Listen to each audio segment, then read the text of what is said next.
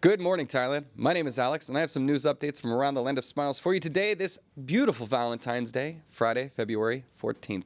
Now, before we begin, please make sure to subscribe to the Thaiger to stay up to date on all things Thailand.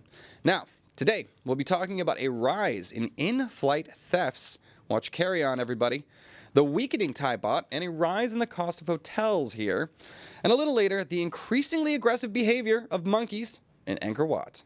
But first, we're back here in Thailand with some potentially good news for all of you drinking fans out there. The Thai Prime Minister is considering easing alcohol sales rules, to boost tourism. That's right, Prime Minister Paetongtarn Shinawatra is reviewing Thailand's long-standing afternoon alcohol sales ban, introduced in 1972, following pressure from business advocates for tourism-friendly reforms. The restriction, initially aimed at preventing officials from drinking during work hours, I don't think that'd be stopping them anyways, is not part of the Alcoholic Beverage Control Act and remains outdated. Proposed amendments to alcohol regulations, including lifting sales bans on Buddhist holy days and easing restrictions on electronic sales in zoned areas, are under consideration. Oh, good news if you're here in Thailand wanting a drink. Look, a couple of things about this too. Many tourists come here and plan their vacation and then don't realize that they've planned their vacation on days where you cannot buy alcohol. This is just an issue when I went to the Green Day concert this Wednesday. I was like, oh, Green Day concert, big rock show. Of course, you're going to want some beers for that. And of course, it was on Macau Day, so there were no alcohol sales at all. Seems like poor planning on somebody's part. But please let me know, guys, what are your thoughts on eliminating these outdated rules? I'm curious to know. And I think I can already guess. But yeah, anyways, we'll see. I always heard, I always heard it was to keep kids from trying to buy alcohol after they got out of school. Now it's to try and keep officials from drinking on the job. I don't know how effective any of those things are, and it seems like it's just sort of limiting people who are on their holidays just trying to grab a cold one. My 2 cents. All right, next we got a funny, weird story with a happy ending. A foreign tourist was rescued after a travel mishap in Koh Tao, or what should have been Koh Tao. A tourist named Jack, aiming for the beaches of Koh Tao, mistakenly ended up in the mountainous region of Doi Tao after a mix-up in location. Stranded and left by his driver, his ordeal worsened when he lost his wallet during a meal stop in Suphanburi. Thai police intervened after his passport and cash were found at a petrol station. Officers helped him recover his belongings, provided an interpreter, and arranged accommodation. Jack praised Thai hospitality, calling his chaotic adventure a memorable first impression. I'd say so. The story gained attention online, with many commending the kindness of Thai citizens and the police.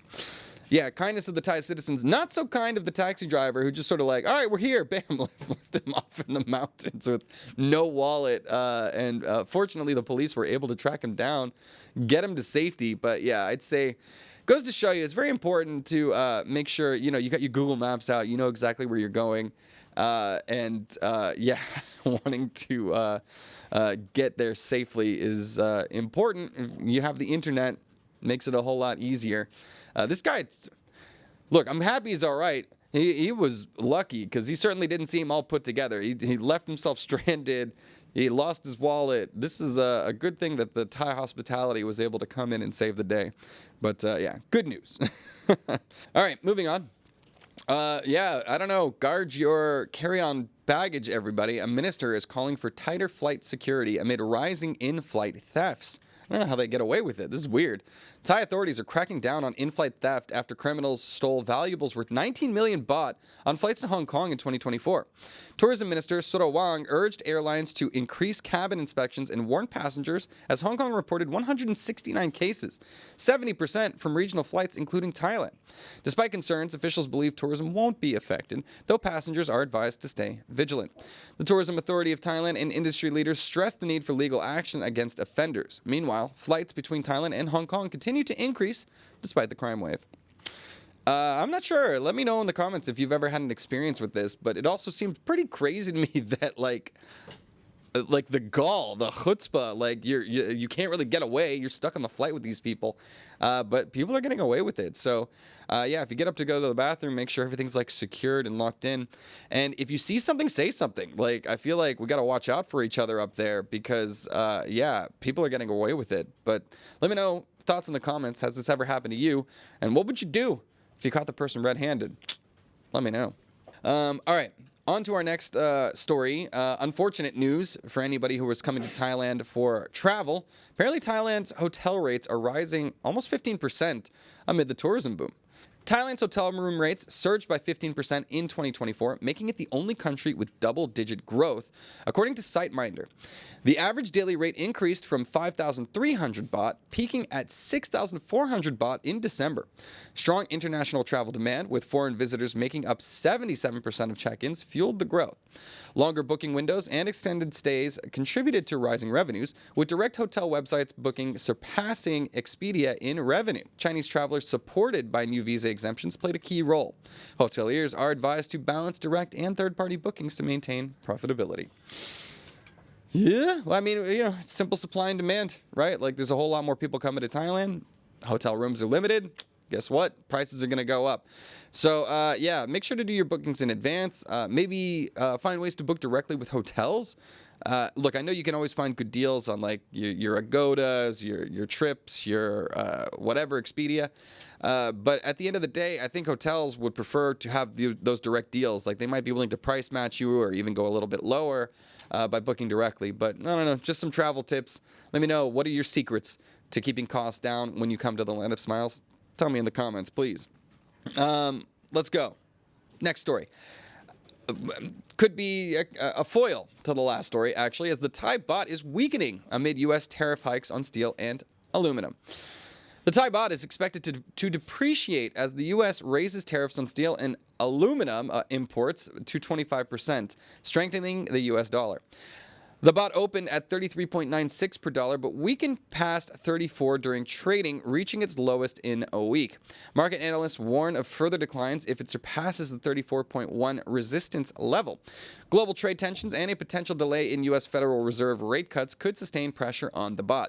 Analysts project short-term fluctuations between 33.85 and 34.15 per dollar, with ongoing volatility depending on U.S. trade policies. Yes, so weakening Thai baht, double-edged sword, right? If you are living in Thailand and you want to travel abroad and you make your money in Thailand, you're going to have less purchasing power. However, I think many of you who are coming to Thailand might see this as good news, because that means that your dollar will go further here in Thailand when you are converting to the local Thai currency. Yeah, I don't know. It doesn't seem like it's going to be fluctuating that much, but it is important to keep an eye on things because it will have an overall effect on the greater economy. And in this case, it will increase Thai exports and tourism. So I'm not sure that this is entirely bad news. Next story, I got a Valentine's Day story for you guys, but maybe it's not exactly what we had in mind. As apparently more Thais are staying single, impacting both weddings and florists. Sad. Good news? I don't know. With 20% of Thais now single, shifting social norms, financial concerns, and higher partner expectations are reshaping marriage trends. Many young Thais prioritize travel, housing, and self-fulfillment over tying the knot, leading to fewer and smaller weddings. Wedding planners note a shift towards intimate ceremonies influenced by Western trends. Florists also report declining flower sales as younger generations opt for lifestyle gifts instead. Despite this, businesses remain hopeful that as social circles expand, demand for wedding services and floral gifts will rebound over time. Happy Valentine's Day, everybody, apparently, or maybe not. I guess as many Thai people are eschewing the traditional norms of settling down, marrying, and having kids. Look, this is not unique to Thailand. This is a trend happening all over the world as there's continuing pressure on, financial success. Self-fulfillment is something that a lot of people want, and maybe that does not include having a partner and starting a family, especially as it's becoming more and more expensive to do so, right? Buying a house, kids, all of that is a major expense, and people aren't earning enough money to be able to afford these things. Look, I think that is really the key to it. I think most people want to be able to settle down and have kids and grow a family. Maybe not everybody, but yeah, it's just the money conversation ends up making it an impossibility for many, many people. But let me know your thoughts on this, not just Thai trend, but one that's happening all over the world. All right, guys. That'll do it for our Thailand section of the news. We are now on to our ASEAN Now section, where unfortunately I got to do some sad news before I got to get to some wacky news. All right, but let me reset into serious mode for the next one, because this was a big story coming out of Taiwan. Let's get into it. Now, a Taiwan gas explosion has killed 4 and injured more. A gas explosion at a department store in Taichung, Taiwan, killed 4 people, including 2 Macau tourists, and injured 26 others. The blast, reportedly caused by construction work on the 12th floor, sent debris onto the street, striking a Macau family. 2 elderly family members died, while a 2-year-old girl suffered severe head injuries. Over 240 people were evacuated. Authorities have suspended rescue operations, confirming no one remains trapped as investigations into the cause continue. The Macau government tourism office is assisting affected families. Horrifying stuff. Yeah, this was just a gas leak explosion. Apparently, allegedly, we're still waiting to find out exactly what the cause was. But yeah, not just the people in the building that were affected, people on the streets, right? Falling debris came down, and yeah, tragedy struck. Hopefully, they can get to the bottom of what happened, and I'm not entirely sure what justice looks like for this poor family that lost 2 of its members in this horrific accident. But we'll see what will come of it. Obviously, this is a failure on someone's part, but time will have to tell what exactly will happen to sort of bring peace to this affected family, and not to mention the hundreds of others who were injured in this horrific accident. But hearts go out, stay safe, and I guess keep your eyes up if you hear a loud boom, because yeah, this could be the end, unfortunately. All right. Moving on. I'm going to leave your joke in the comments, Sing in My Car. I see it. I want to giggle a little bit at it. But unfortunately, I have more explosion news. This one less tragic. But anyways, let's just get into it, shall we? Explosions have been reported at a Malaysian power plant. That's right, several explosions and a fire broke out at the Tenaga Nasional's Tuanku Jalfar power plant in Port Dickson around 9 p.m. last night. Residents up to 15 kilometers away reported hearing blasts and feeling vibrations. Emergency teams, including a hazmat unit, responded quickly, and Tenaga Nasional assured that the situation is under control. Hopefully that's true.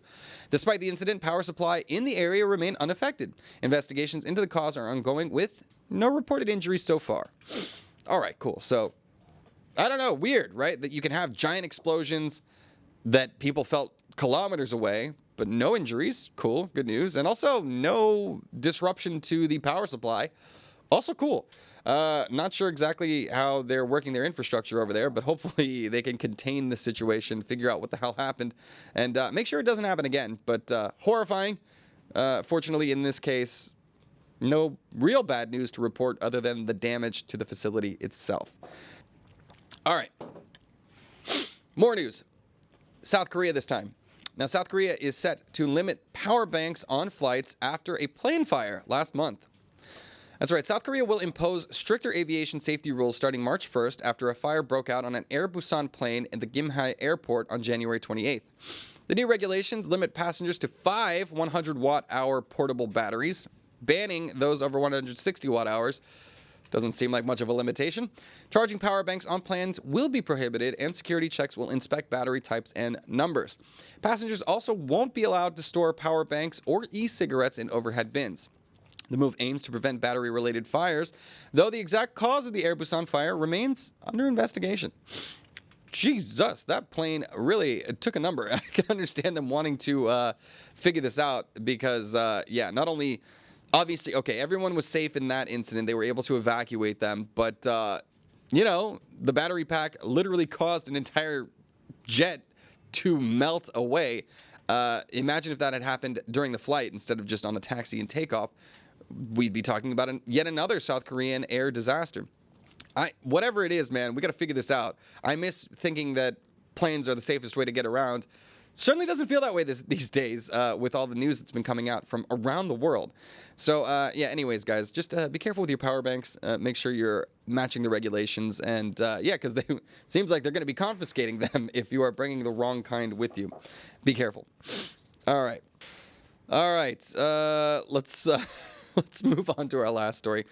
And I got a fun one. Well, I don't know if it's fun or terrifying, but you be the judge. Cambodia is warning tourists about aggressive monkeys at Angkor Wat. Stop monkeying around, everybody. Cambodian officials have warned visitors to avoid feeding or interacting with the macaques at Angkor Wat, as human contact has made them aggressive and destructive. Some YouTubers have encouraged the behavior by feeding monkeys for content, leading to attacks on tourists and damage to historic temples. Officials fear the monkeys could cause further harm by pushing down ancient stonework. Don't do that. While seeking solutions, authorities urge tourists to keep their distance. Angkor Wat remains Cambodia's top tourist attraction, drawing over 1 million visitors last year, with conservation efforts aiming to balance tourism and wildlife protection. Okay, don't feed the monkeys, everybody. It seems like a simple enough rule, even if you want to make content. They are getting wild over there, okay? So they're getting a little more aggressive, attacking tourists. I don't like that. I still haven't been to Angkor Wat. I want to go, and I would like to not deal with the monkey menace while I'm there. Not sure what can be done other than trying to raise awareness amongst tourists that, hey, these are wild animals and they can do some damage, all right? Not to mention whatever. Look, I don't want to shame the monkeys. They might be carrying diseases, though. Just be careful, everybody. Thank you, Jay, for that monkey noise. Guys, that'll do it. Thank you for staying around for this today's Valentine's Day edition of Good Morning Thailand. Please subscribe to the Thaiger on YouTube to stay up to date on all things Thailand, and also follow us on Instagram, TikTok, X, Facebook, wherever. You can find us everywhere with the Thaiger. You'll see different kinds of content all over the place. And of course, you can always go to thetiger.com for more news updates and articles throughout the day. Also, if you like the conversation here, like I do every day in the YouTube comments, you can continue that conversation at ASEANnow.com, Thailand's largest expat forum, rapidly growing around the region. Now, that'll do it for the show. Let me get into the comments, everybody.